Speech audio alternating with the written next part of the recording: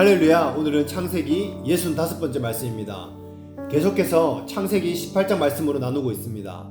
이전 말씀에 하나님께서 아브라함에게 나타나시고, 아브라함은 그런 하나님을 극진히 섬기면서 우리가 섬기며 나아갈 때에 어떤 마음의 중심과 태도로 섬기며 나아가야 하는지, 그리고 교회 중심으로 서서 하나님을 섬기고 세우신 리더를 섬기는 모습이 어떠해야 하는지를 우리는 계속 말씀에서 보았습니다. 오늘은 창세기 18장을 통해서 하나님께서 예언하시는 말씀을 함께 보고 그 말씀에 대해 사라가 어떻게 반응했는지 보기 원합니다. 오늘 말씀을 통해 우리가 하나님 앞에 어떻게 서야 할지 발견해가는 그 시간이 되기를 예수 이름으로 축복합니다. 창세기 18장 10절입니다. 그가 가라사대 기한이 이를 때에 내가 정녕 내게로 돌아오리니 내 아내 사라에게 아들이 있으리라 하시니 사라가 그 뒤 장막문에서 들었더라. 아멘. 아내 사라에게 아들이 있으리라 예언하십니다. 그리고 내년에 반드시 올 거라고 예언하고 계신 것입니다.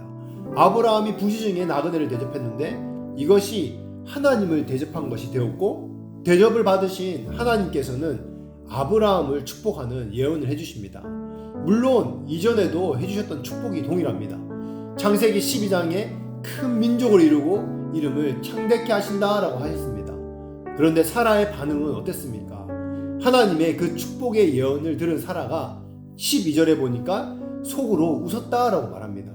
겉으로 소리내어 웃은 것이 아니라 속으로 웃은 것입니다. 왜 웃었습니까? 자신과 남편 모두 나이가 너무 많아서 이미 아이를 낳을 수 없는 상태인데 무슨 말도 안 되는 소리를 하시나, 어떻게 그것을 믿나, 이런 식으로 해서 웃어버린 것입니다. 사라는 이미 전적이 하나 있습니다. 아이를 주시지 않는다는 인간적인 불신 때문에 애굽의 여종 그 하갈을 통해서 이스마엘을 가졌습니다. 그때는 하나님께서 말씀만 하시고 아이를 아무리 기다려도 안 주시니까 이스마엘을 가진 것입니다. 그리고 이제는 1년 후에 아이를, 그 아들이 있을 거라고 말씀하고 계신데도 불구하고 이 인간적인 생각 때문에 사라는 믿지 못하는 것입니다. 왜 이렇게 사라가 하나님을 믿기가 어렵습니까? 사라는 자식을 주시겠다는 말씀을 처음 들은 것이 아닙니다. 지난 25년 동안 시시때때로 여러 번 자식을 주겠다고 하나님께서 직접적으로 간접적으로 말씀하셨습니다. 남편 아브라함이랑 당연히 많은 대화를 나눴을 것입니다. 그래서 아브라함이 75세가 되었을 때에 그때 자식을 주시겠다고 말씀하실 때에는 100% 믿었을 것입니다. 가능성이 조금이라도 보이니까, 기대가 있으니까, 그래서 아브라함을 따라서 같이 믿음으로 본토 친척 아비집을 떠날 수 있었던 것입니다. 그런데 그 뒤로 하나님은 몇 번 더 약속하시고 횃불로도 나타나셔서 언약을 맺으시고 별을 보라, 밖에 나가서 땅을 보라, 모래를 보라, 자식을 그렇게 창대하게 하리라, 동서남북을 걸어보라, 하나님께서 계속 약속을 기억나게 해주셨습니다. 그런데 실제로 그 약속한 자녀가 생기지 않는 것입니다. 계속 허탕만 치는 것입니다. 그렇게 10년 정도 아무 일도 안 일어나니까 결국 이스마엘을 취해버립니다. 믿음이 식어버린 것입니다. 그러니까 이 사라는 여러 번 실망하고 좌절했을 것입니다. 그런데 우리 하나님께서는 그럼에도 끝까지 그 약속을 이루시기 원하십니다. 그럼에도 불구하고 다른 말도 아니고 또다시 같은 약속으로 말씀하십니다. 그 젊을 때에도 자녀를 못 가졌는데 13년 전에도 못 믿어서 이스마엘을 취했는데, 그리고 이제는 13년이 더 지나서 완전히 할아버지가 되고 할머니가 다 되었는데 어떻게 자녀를 가질 수 있겠습니까? 믿음이 없는 사람은 더 이상 그렇게 믿을 수가 없을 것입니다. 그래서 똑같이 반복되는 하나님의 약속이 계속 이루어지지 않으니까 인간적이었던 사라는 믿지 못하고 기대감도 별로 없었습니다. 그냥 그래서 속으로 웃은 것입니다. 그렇다면 하나님께서는 대체 왜 1년 만에 자식을 주실 수 있음에도 불구하고 25년을 질질 그렇게 끄셨는지 생각해 볼 필요가 있습니다.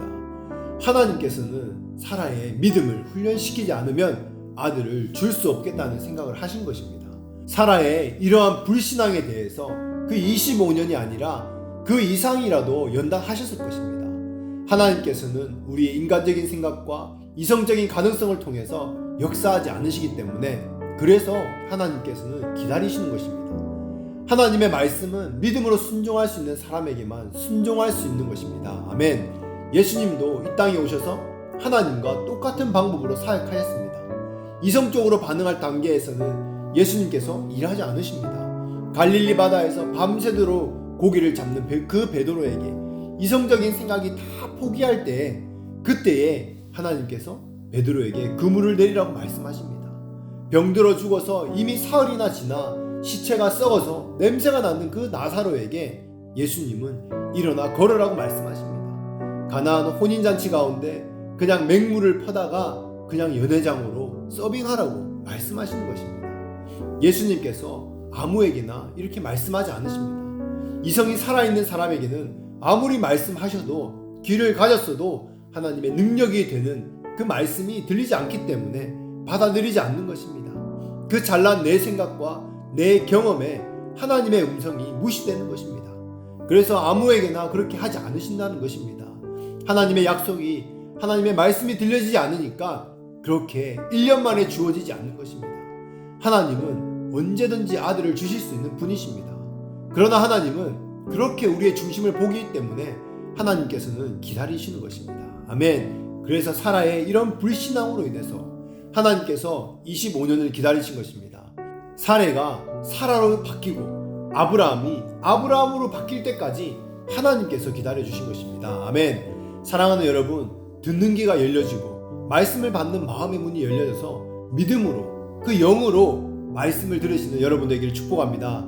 하나님의 말씀을 이성이 아닌 믿음으로 듣고 순종하시는 여러분 되시기를 축복합니다. 아멘. 사라가 하나님 앞에 웃었습니다. 그냥 깔깔깔 웃은 것이 아니라 속으로 웃었습니다. 그냥 속으로 생각한 것입니다.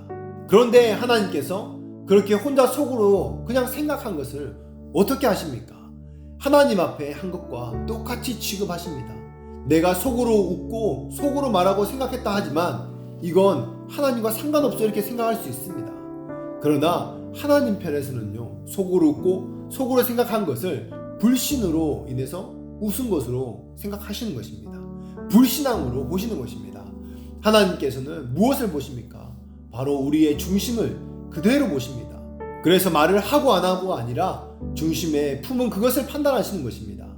여자를 보고 음욕을 품은 자는 이미 그녀와 간염했다라고 성경은 말합니다. 실제 간음도 하지 않았지만 하나님 편에서는요, 품기만 해도, 그 생각으로 품기만 해도 간음한 사람으로 본다는 것입니다. 사실 이게 우리의 신앙생활 가운데 가장 어려운 것 중에 하나입니다. 실제로 우리가 살아가면서 마음에 품는 것, 생각하는 것까지 이겨내는 그것이 매우 어렵습니다. 왜 그렇습니까? 그것이 내 의지와 상관없이 일어나기 때문에 그렇습니다. 그냥 내가 안 하려고 해도 괜히 피식 웃음이 나는 것입니다. 그리고 내 의지가 인식해서 이러면 안 되지 하고 생각하는 그때는 멈출 수 있는 것입니다. 그것은 내 의지입니다. 그런데 하나님께서는 피식 웃는 것까지도 다 보신다는 것입니다. 마음에 악한 생각, 음란한 생각, 시기하고 미워하고 질투하는 생각을 품고 있는 것을 전부 다 하나님께서 보신다는 것입니다. 하나님은 우리의 속마음을 다 감찰하시기 때문에 우리 속에 품고 불평불만 그대로 다 보신다는 것입니다. 그렇다면 우리는 이 문제를 어떻게 해결할 수 있습니까? 베드로전서 1장에 보면 나와 있습니다. 그냥 종교인들이 겉으로 보기에는 완벽하게 가리고 숨길지 모르지만 예수님께서는 뭐라 말씀하십니까? 그릇에 겉은 깨끗한데 속이 더럽다. 속에서 나오는 음란, 시기, 간음, 추악, 불의. 그런데 당시 종교 지도자들과 바리새인들이 겉으로 보기에 어떻습니까? 안 보입니다. 사람들은 잘 모릅니다. 왜 그렇습니까? 안 드러나니까, 잘 가리고 숨기니까 알 수가 없습니다. 그런데 예수님께서는 그것을 딱 집어내시는 것입니다. 입으로 들어가는 것이 더러운 것이 아니라 속에서 나오는 것이 더럽다고 말씀하시면서 속에 있는 것을 딱 집어내시는 것입니다. 결국 하나님이나 예수님이나 결국 우리의 중심에 있는 것을 다루신다는 것입니다.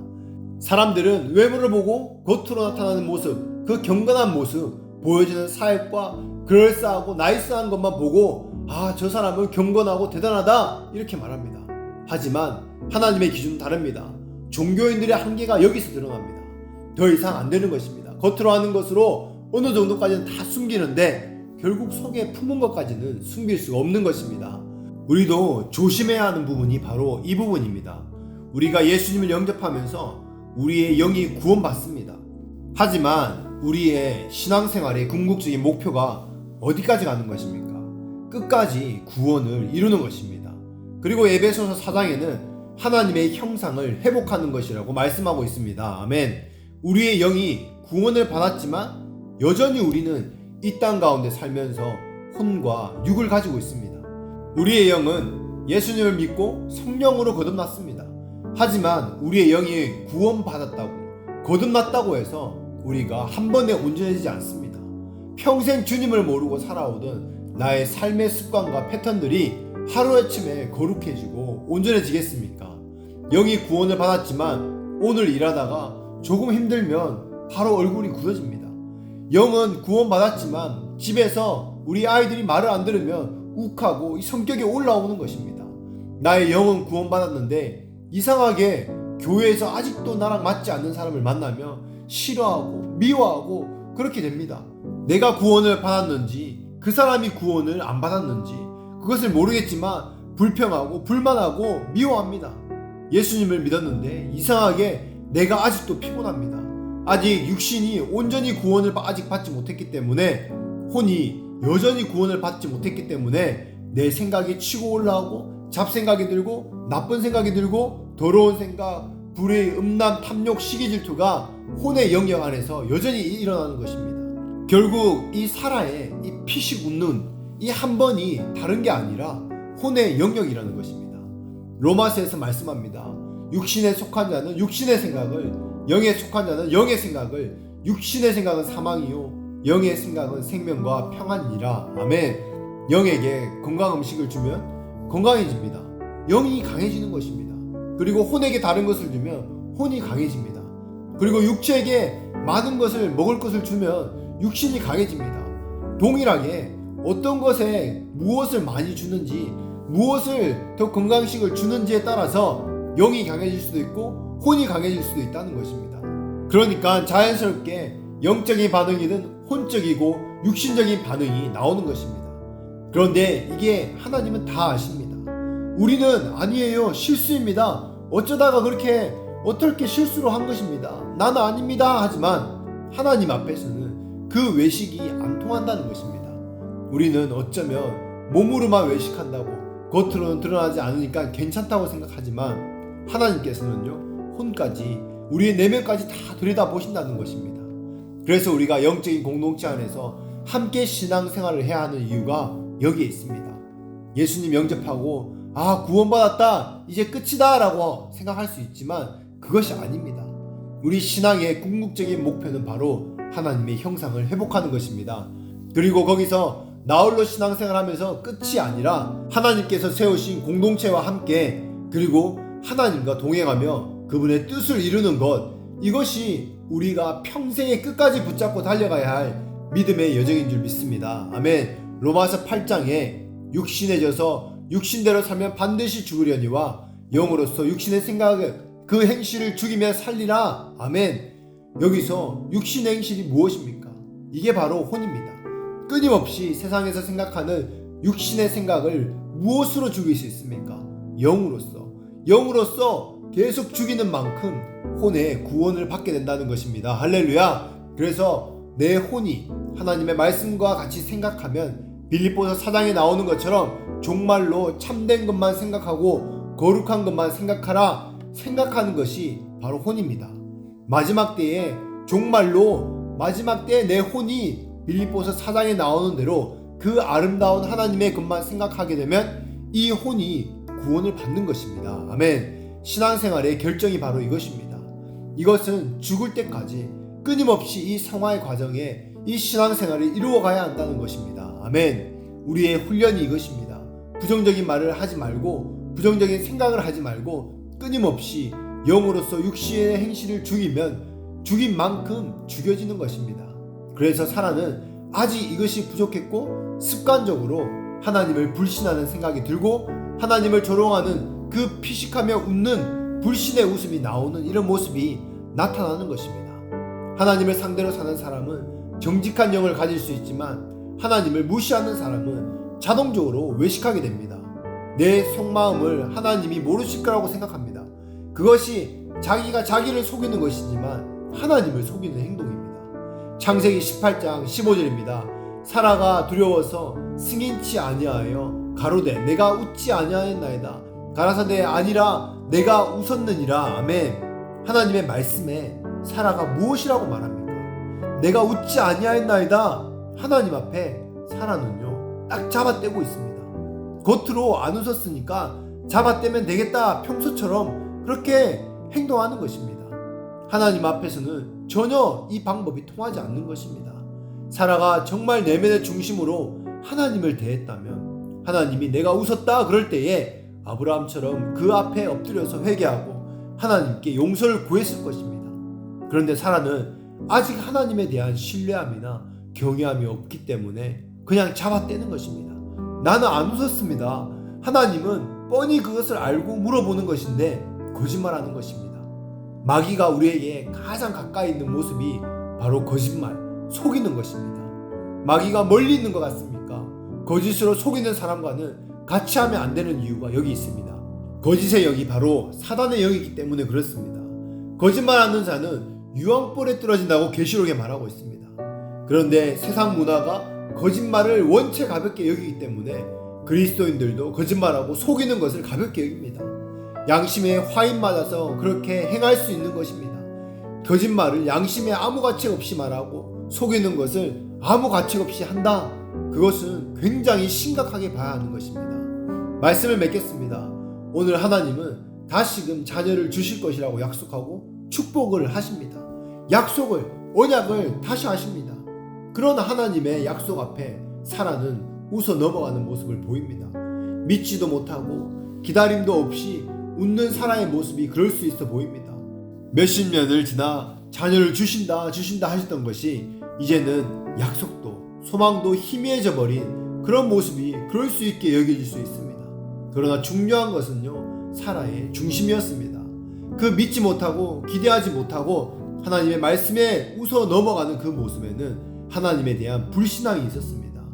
오늘 우리는 이 말씀 안에서 사라의 모습 가운데 우리 스스로를 돌아봐야 합니다. 과연 우리의 중심 안에 정말 하나님에 대한 믿음이 있는가? 하나님이 우리에게 주신 약속하신 축복, 그것에 대한 정말 믿음으로 기대하고 있는가? 돌아보고 돌이키고 주님 앞에 서야 하는 것입니다. 하나님은 그것을 안타까워하십니다. 익숙함으로 종교적으로 하다가 영이 아닌 혼으로, 육으로 가고 결국에 하나님이 아닌 인본주의와 종교의 영으로 가게 될 그 모습을 주님이 근심하는 것입니다. 오늘 말씀을 통해 우리의 중심을 돌아보고 주님 앞에 서게 되기를 축복합니다. 하나님께 나의 중심을 드리고 영으로 믿음으로 반응하며 하나님의 축복과 약속을 누리는 여러분 되시기를 예수 이름으로 축복합니다. 아멘.